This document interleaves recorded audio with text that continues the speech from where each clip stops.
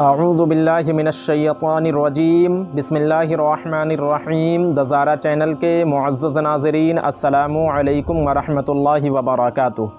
ناظرین محترم، آج کی ویڈیو میں ہم آپ کو بتائیں گے کہ میدان محشر میں ایک ترازو ہوگا جس سے انسانوں کے اعمال تولے جائیں گے، جسے میزان کہتے ہیں۔ وہ ترازو کیسا ہوگا، اور یہ بھی بتائیں گے کہ ٹیشو پیپر سے استنجا کرنا کیسا ہے، تو ویڈیو میں آخر تک بنے رہیں۔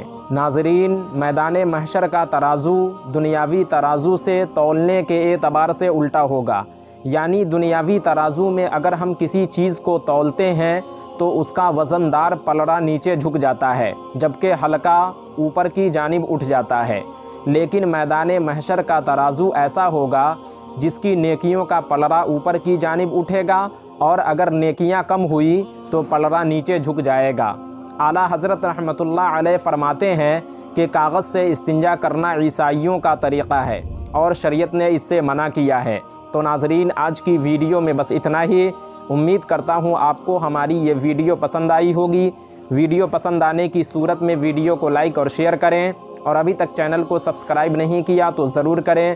پھر انشاءاللہ نیکسٹ ویڈیو میں ہماری ملاقات ہوگی۔ جب تک کے لیے اللہ حافظ۔